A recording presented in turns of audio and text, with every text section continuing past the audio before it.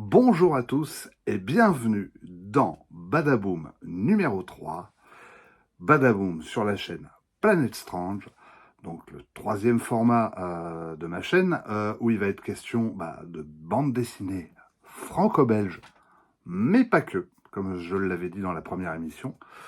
Je vais essayer de vous donner un avis critique sur le dernier Blake et Mortimer, vous parler aussi du dernier Astérix.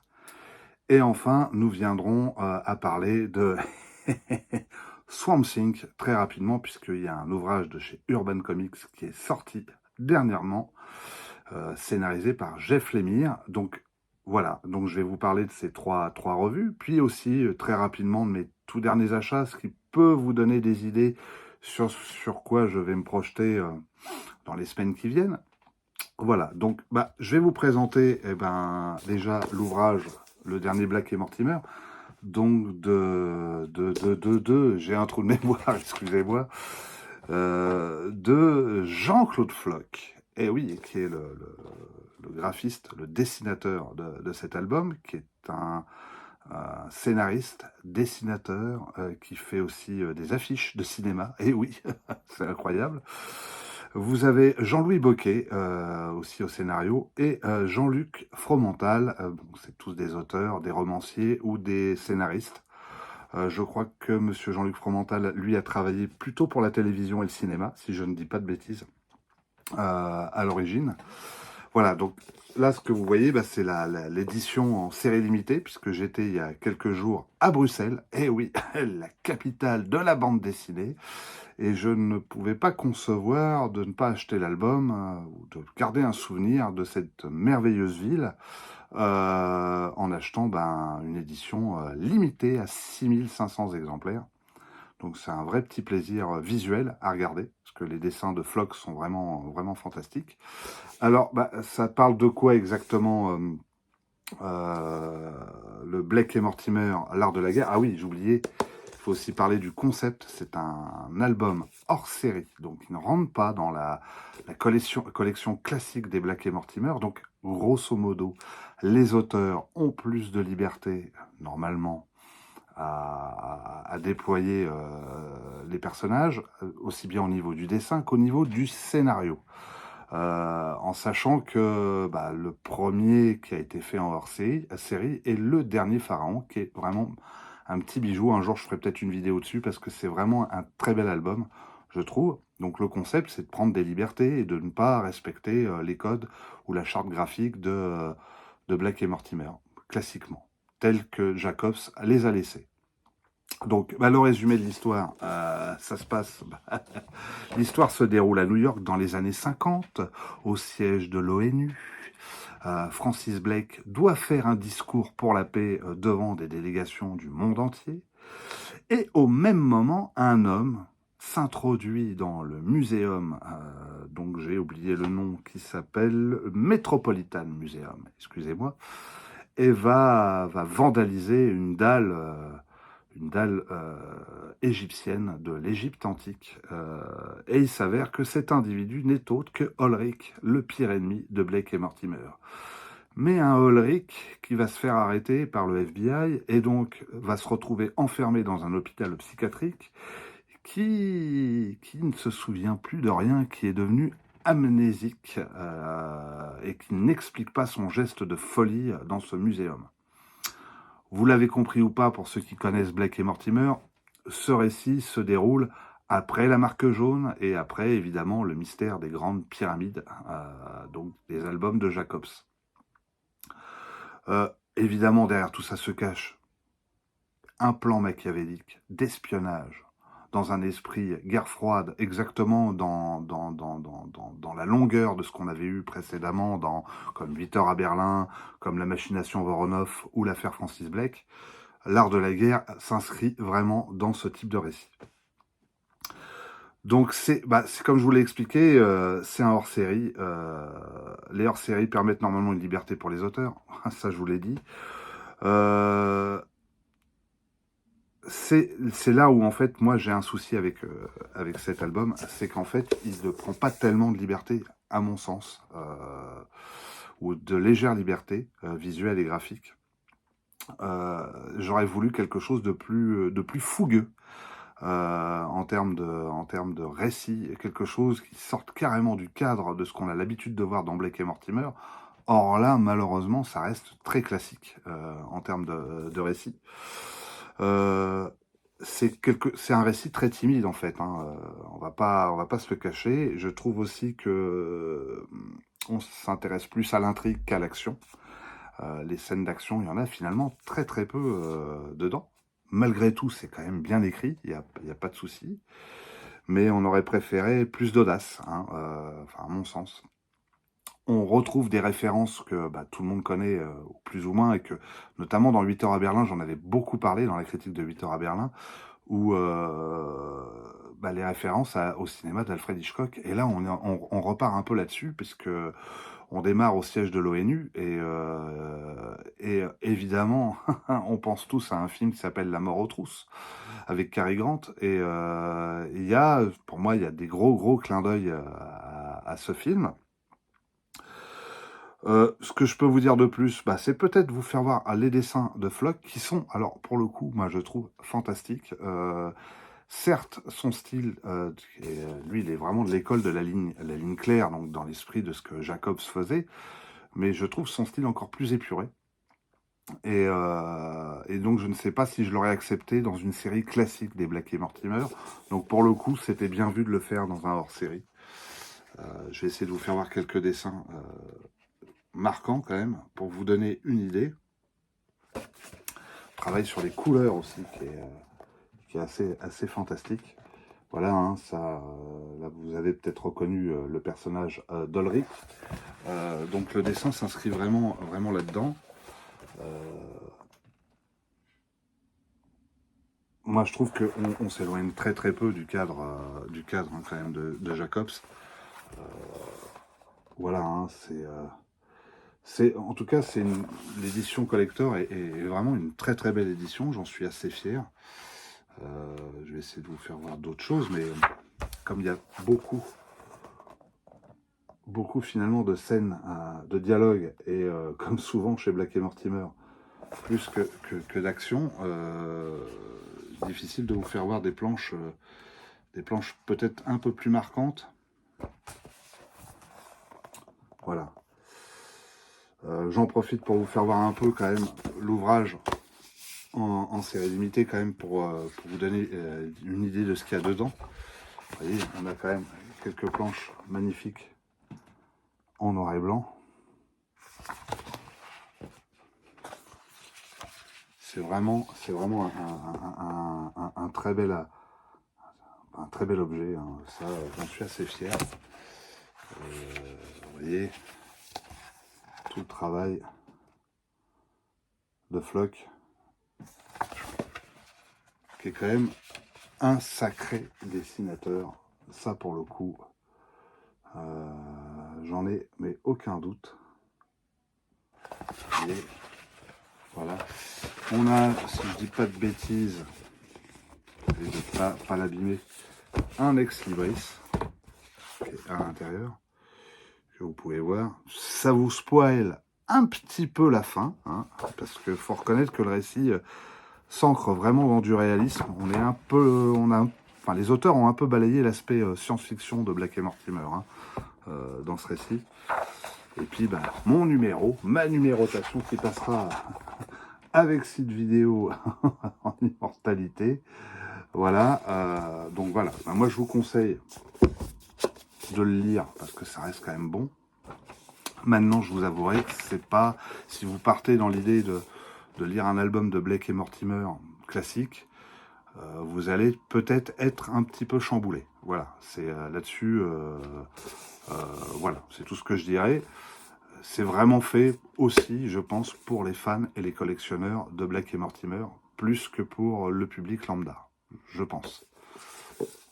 Voilà mon avis sur Blake et Mortimer. On passe. Alors, d'ailleurs, en passage, je vous invite à aller voir la chaîne de Fred, les comics de Fred, puisque on a fait une vidéo ensemble sur un top 10 des 10 premiers récits de Blake et Mortimer. Donc, allez sur sa chaîne. Likez, c'est important. Regardez l'émission parce elle est vraiment sympa. On a pris beaucoup de plaisir à le faire ensemble. Il y aura un round 2, puisqu'on n'a pas fait tous les albums. On a fait que les 10 premiers récits, donc il y en a encore derrière. Ça sera, je pense, plus pour l'année prochaine, enfin en début d'année prochaine. Peut-être, je ne sais pas, hein, je ne sais pas ce que Fred a prévu. Mais effectivement, on travaillera dessus ensemble et on vous fera un nouveau top 10.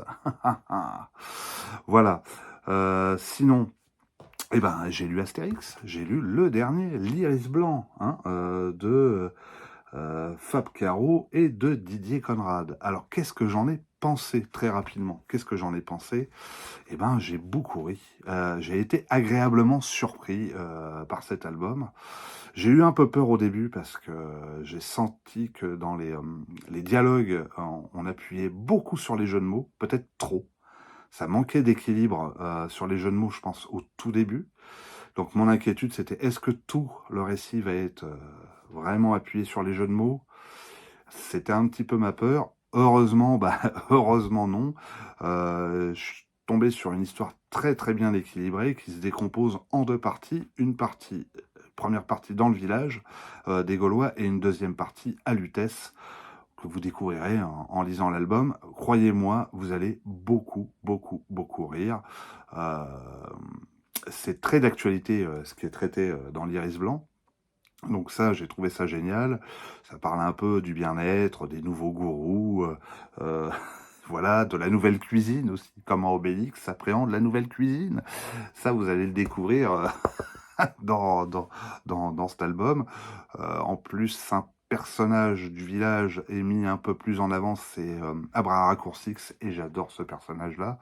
Donc c'est super, super sympa. Voilà, donc je vous conseille de le lire. Franchement, c'est une belle surprise. Je trouve que là, on a atteint un très bon niveau et c'est un très bel hommage, je pense, à Goscinny. Voilà. L'autre lecture que j'ai eue, comme je vous l'ai dit tout à l'heure, c'est Swamp Thing, Green Hell, l'enfer vert. Et oui, qu'est-ce qui se passe-t-il dans cet album? Alors, je vous avoue, quand je l'ai acheté, je pensais qu'on était dans la continuité de Swamp Thing, mais en fait, on est plus dans un graphic novel. Donc c'est au scénario Jeff Lemire. Bon, j'adore Jeff Lemire. Pas sur Old Man Logan, mais sur beaucoup d'autres choses.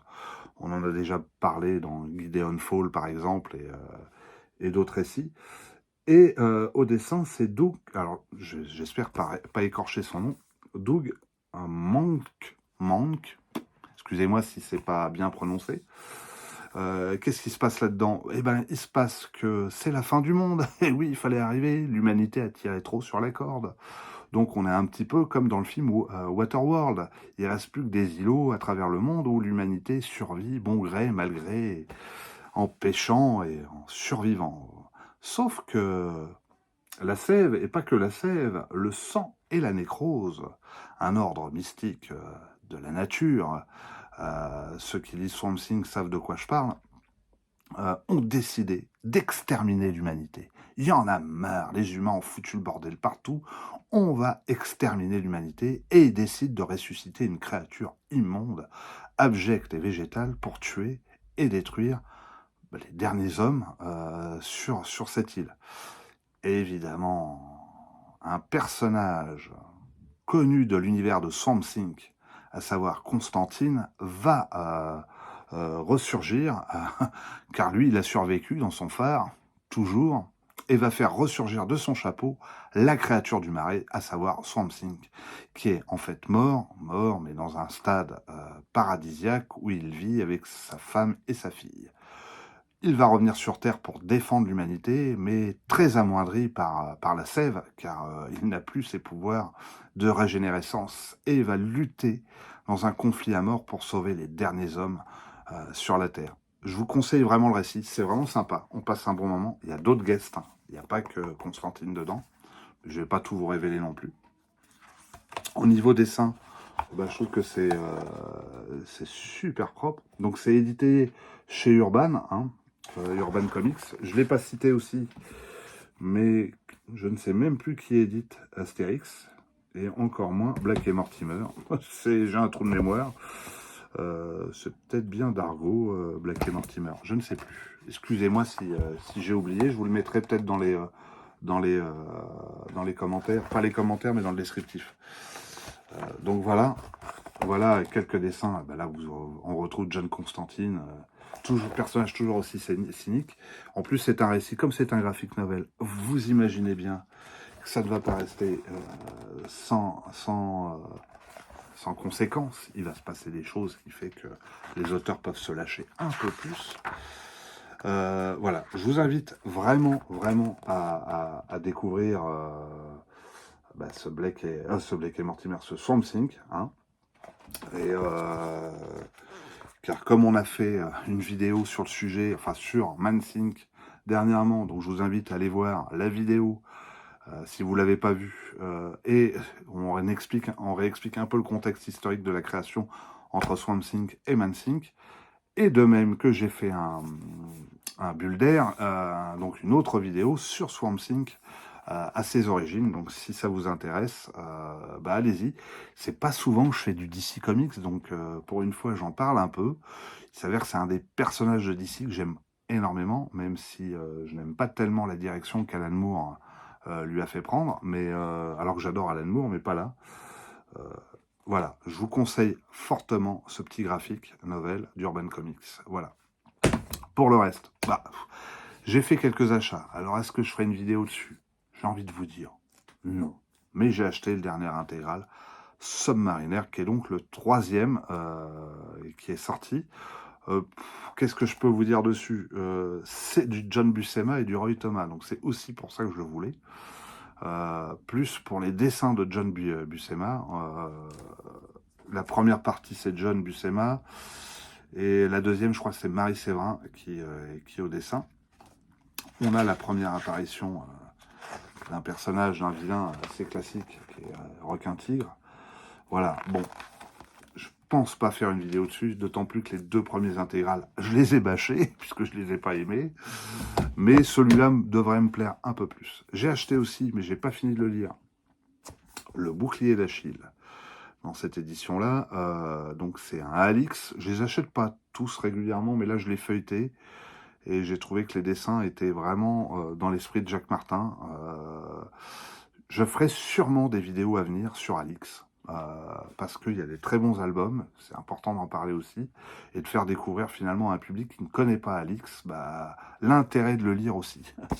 Voilà, donc celui-là en plus, vous voyez, avec le dos, c'est une édition collector, mais je ne sais plus à quoi ressemble. Je vous fais voir quelques dessins pour vous donner une idée un peu du style. Franchement, qui est assez respectueux. Donc, c'est dessiné par Roger. Dessiné, je ne sais pas, mais en tout cas, c'est Roger Seiter, Marc Jailloux. Donc, je ne sais pas qui est le dessinateur ou le scénariste. Vous me le direz dans les commentaires si vous le savez. D'après les personnages de Jacques Martin. Comme j'avais fait une vidéo aussi sur le sujet, sur l'omnibus Marvel Horror numéro 1, et oui, qui est assez complète, hein, si vous vous demandez si ça vous intéresse ou pas Marvel Horror, eh ben, regardez cette vidéo, je pense qu'il y a beaucoup de choses qui peuvent peut-être vous intéresser sur le volume 1. Je tease aussi dans cette vidéo le volume 2, puisque la vidéo précédente que j'ai fait date d'il y a au moins 10 mois, presque un an. Donc je dis à peu près le contenu de l'Omnibus volume 2 qui est sorti mercredi. Donc là, mercredi, je vous fais voir, je l'ai acheté, oui. Donc je vais faire une vidéo, là pour le coup.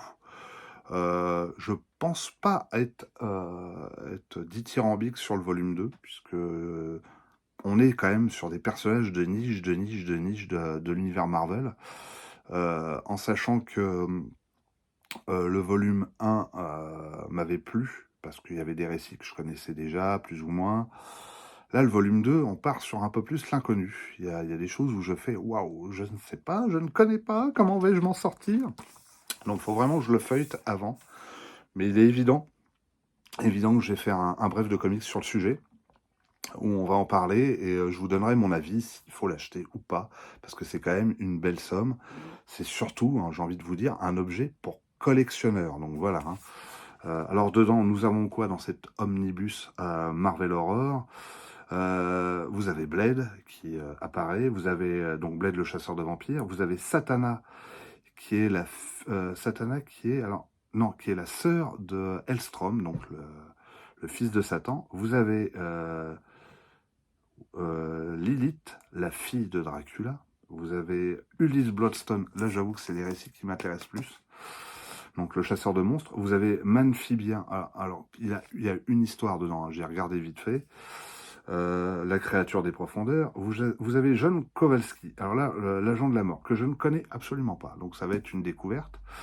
Et vous avez Odia Twist, que je ne connais pas, l'enquêteur de l'inconnu. Ainsi que le vorace Wendigo.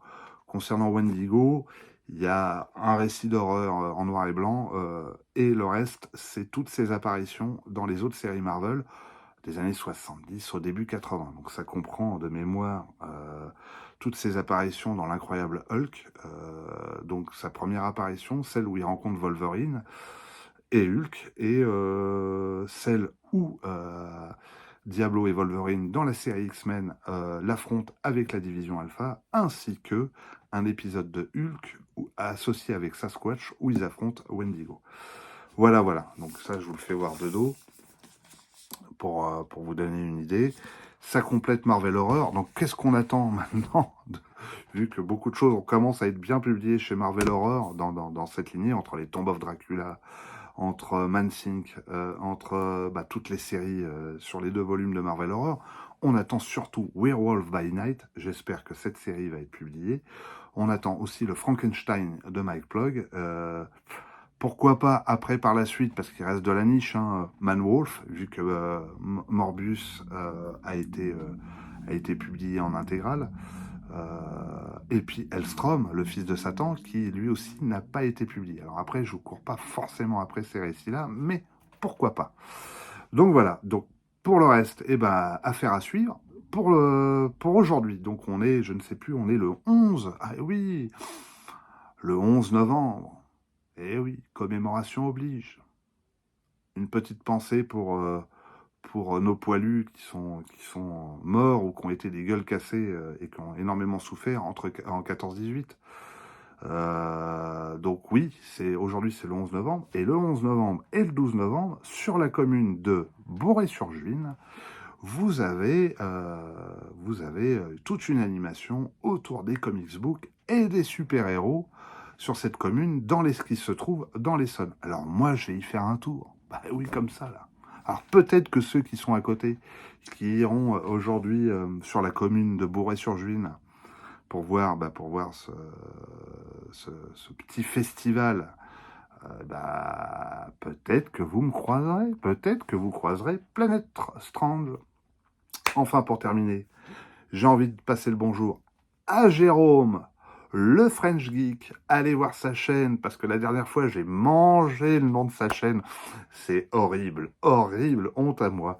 Donc, allez voir sa chaîne qui est hyper intéressante. Franchement, si vous aimez les histoires sur les dessinateurs, sur les encreurs, si vous voulez aller gratter un peu plus au fond de qui sont ces artisans qui ont travaillé pour Marvel Comics ou DC Comics, même pour d'autres maisons d'édition, allez sur sa chaîne, vous allez apprendre plein de choses. Moi, c'est une chaîne qui me nourrit. D'ailleurs, il n'y a pas une chaîne qui ressemble à celle du French Geek. Pour moi, je la classerai dans les meilleures chaînes que je peux voir sur YouTube qui traitent du sujet. Voilà, pour le reste, n'hésitez pas à mettre un pouce bleu, ça fait toujours plaisir. Et puis, abonnez-vous. Hein, et puis, faites-moi plein de bisous, des commentaires. Et puis, n'oubliez pas, le Parigo, vaut mieux l'avoir sur YouTube. Bisous à tous.